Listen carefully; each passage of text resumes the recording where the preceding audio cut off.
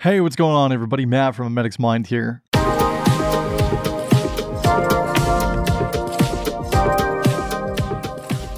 Just figured I'd come to you guys today because I have a new podcast episode for you. This is episode 208, and it is a story that takes place when I was 12 years old back in the summertime. Just a quick note for you. I hate the summer. I freaking hate the summer. I do. I do. It's supposed to be 38 degrees out for the next 3 days. And then on Monday of next week, it's supposed to be 40 degrees. It never needs to be 40. Like, I'm not an egg. Why does it need to be 40 degrees?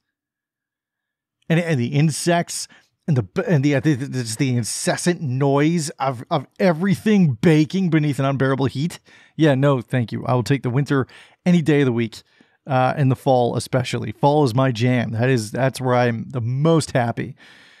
But that being said, I do have a story that takes place in the summertime. So this story is, as I said, takes place when I was about 12 years old, and it involves my friend Ryan. Ryan was focused on a previous story, a boy named Ryan. You could check that out in the link down below. But this story is a little different. You see, we went golfing the other day. We have Ryan McFate, hole 6, par 3. Good backswing. Destroys the ball. It's up. That's actually a beautiful shot. Went cracking all the way down the fucking hill. And he told me while we were golfing about some shenanigans that we used to get up to when we were kids, stuff that I'd kind of forgotten about. And one of the ways I'm trying to deal with my summertime blues, I guess you could call it, is writing stories that remind me of happier times. And this story, when he started telling me about us doing this, I was like, you know what? I need to turn this into a blog. I need to write this, and this needs to become a podcast. So that's exactly what's happened. This is episode 208 of the podcast. It's called Creeper House. It's coming up next. I hope you guys like it. Just as a reminder, A Medic's Mind, the book, that's my book, is still available wherever books are sold, including audiobook format. I had a fantastic narrator give an absolute sincere performance reading this book for me, and it's an amazing job that he did. So please feel free to check that out on audible.com or audible.ca. Wherever you get your audiobooks, it is available there. So look for A Medic's Mind, and you can get an audiobook of my book, A Medic's Mind. Anyway, guys, this is episode 208, Creeper House. I hope you enjoy it, and I will see you guys, hopefully, when the weather isn't so ungodly hot.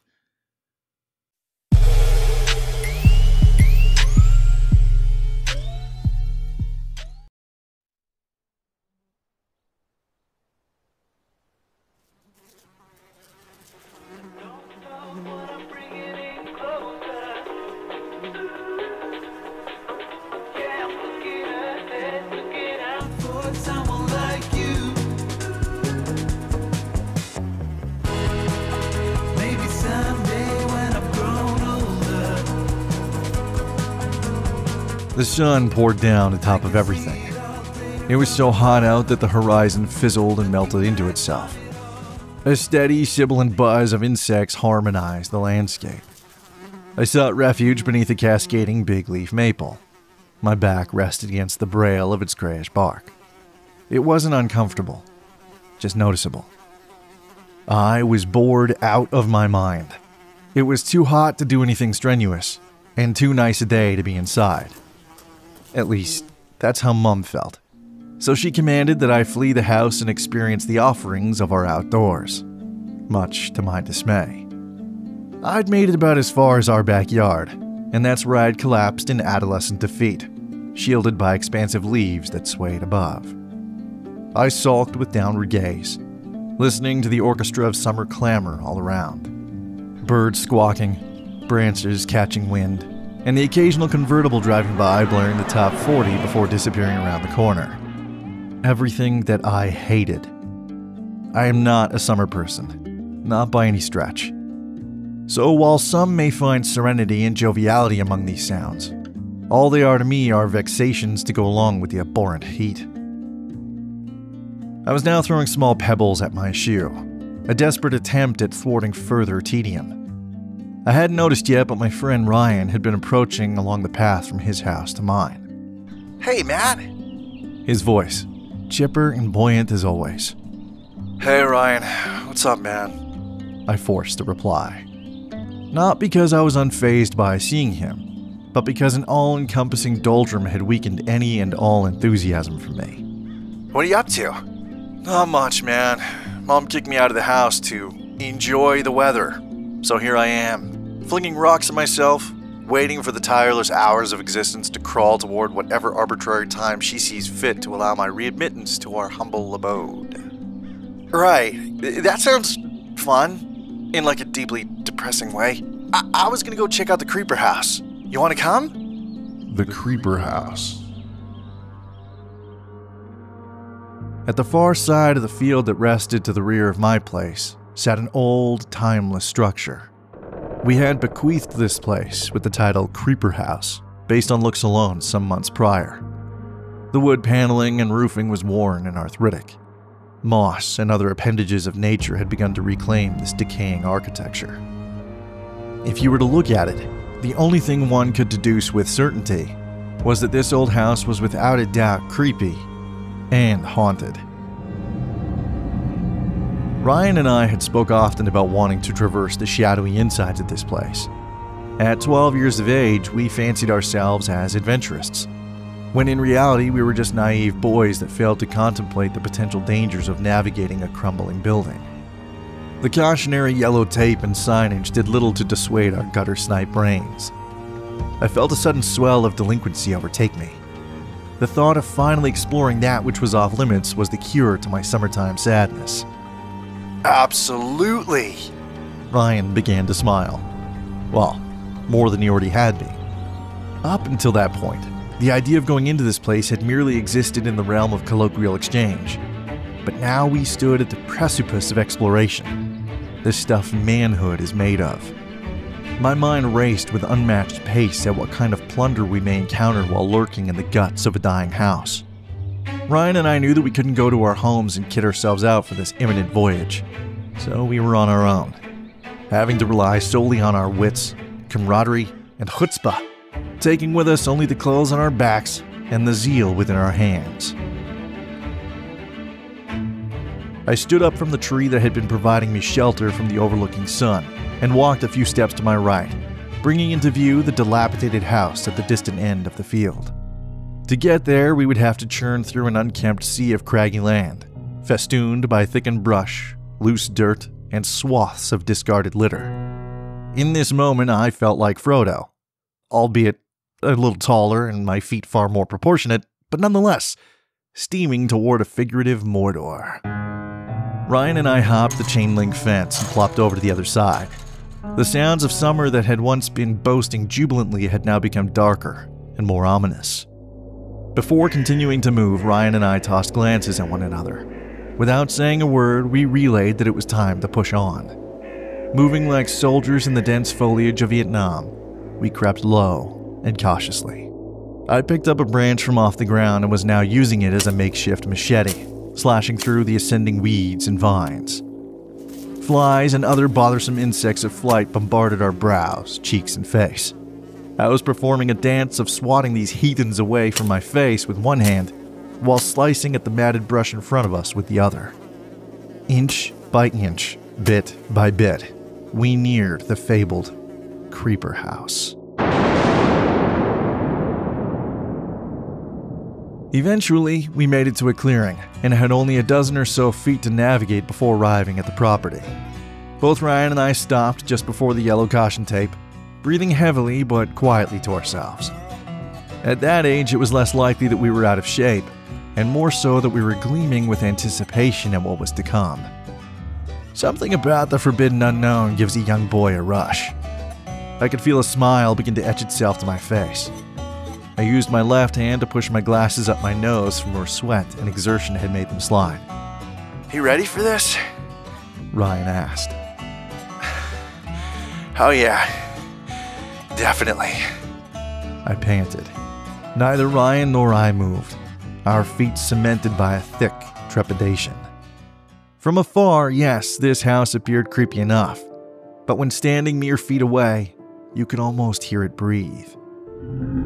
It sounded like a low growl, a moan of lamenting wood, rusted hinges that groaned in the wind, the doorway more akin to a twisted mouth over that of a welcoming invite.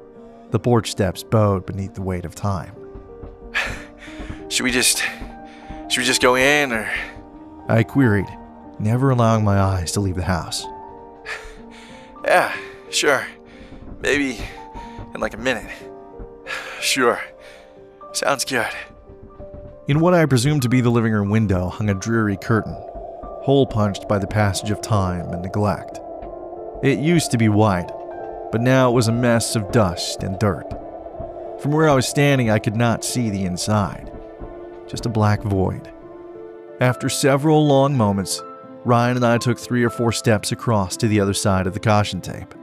One last "keep out" sign stood between us and the great unknown. My heart wrestled with itself inside my chest.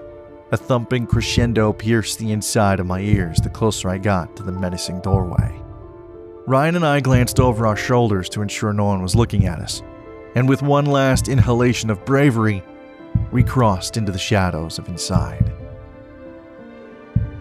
It was muggy. The air was stale and bitter, musty and sick. Our eyes began to bring more and more into focus as they grew accustomed to the dark. With the assistance of acclimatization and whatever light managed to break in through the cracks here and there, I was able to discern that it had been many a year since anyone had dared to live in this place. Remarkably, there was still furniture scattered throughout. Some decrepit picture frames still clung to the walls. Faded images of unrecognizable people rested beneath breaking and broken glass. Ryan and I grew a little more dauntless now that we were inside. Ryan even placed himself on the dust-soaked couch in the living room, portraying himself as regal as he pantomimed consuming from an old, empty whiskey bottle found nearby. I laughed and picked up one of the books that sat on the shelf next to me. I opened it vigorously. A mistake, considering the dust cloud that consumed my breathing space. I coughed hacks of instant regret, and Ryan laughed chortles of encouragement. We meandered around the main level of the house a bit, exploring cupboards and drawers. Nothing too exhilarating was discovered, but it was just cool being in an abandoned house that we had planned on visiting for so long. This was until we discovered stairs leading further into the bowels of this place. Peering down the steep stairway that led into an abyss of blackness, I felt my pulse quicken. Ryan was now standing beside me. I decided to speak first. There's no reason to go down there. It's probably empty anyways. Yeah, no reason to check it out. Unless you're scared. Dude, I am not scared. Unless you're scared. So, with both of us having admitted to being scared shitless without saying it aloud, we simply shut what was left of the door and walked away from the basement, each of us boasting an exaggerated sense of intrepid confidence to the other. It was in the midst of this fabricated bravado that I hastily remarked, Dude, I'm so not scared. I'll prove it. Let's head upstairs. my arm now motioning to the ascending steps leading to the darkened second floor.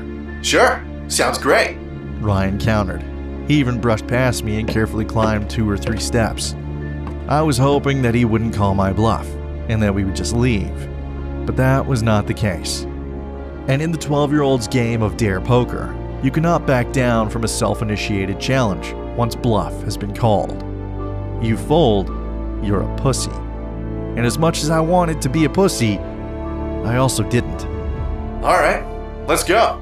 Gonna be fine up there anyways. Yeah, I know. That's why I'm going. Yeah, me too.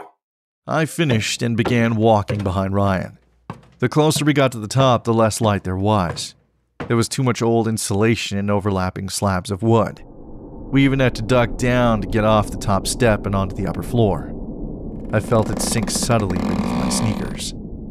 Hey, Matt. Yeah, dude. You don't really think this place is haunted, do you? I wanted to say no, but my bones shook with a certainty contrary to that assertion.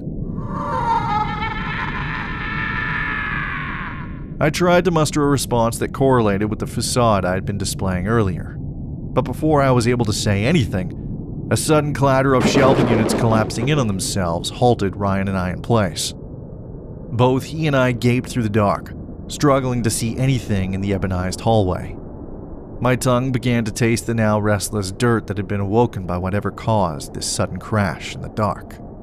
In that moment, every single line of every single R.L. Stine Goosebumps book began to flood my thinking space.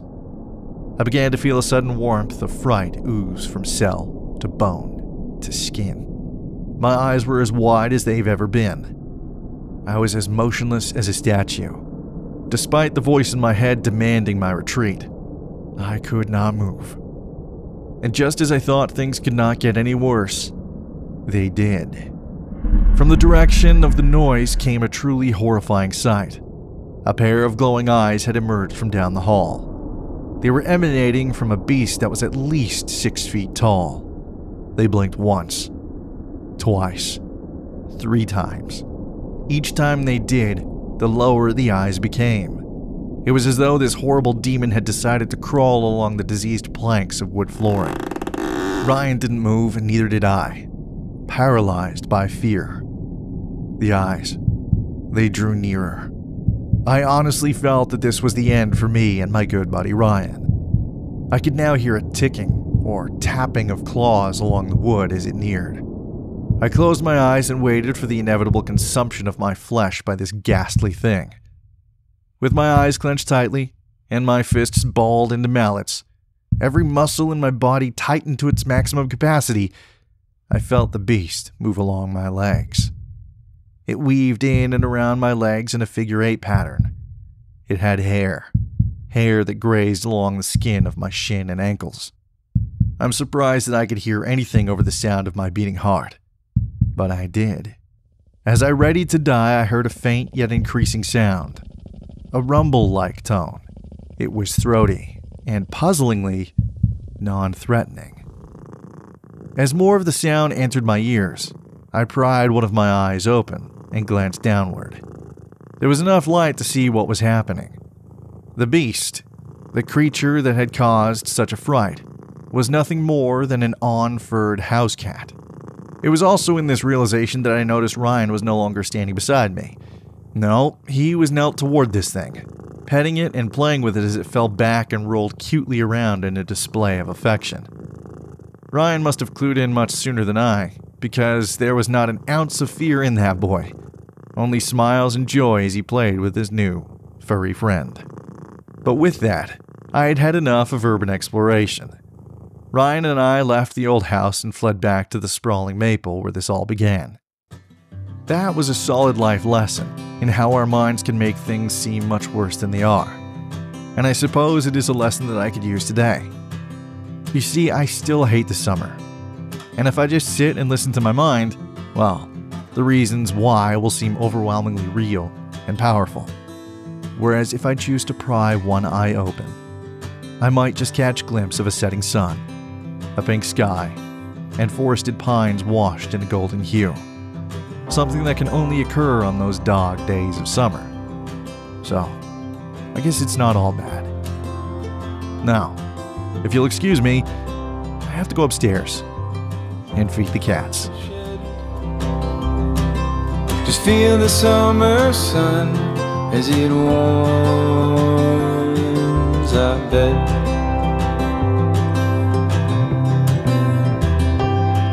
I'm lying, and I'm lying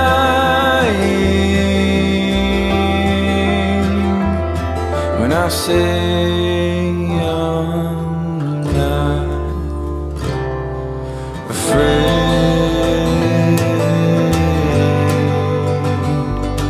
but I'm trying to shelter you from pain. And oh my love, the seasons come and they go, but I hope you know that I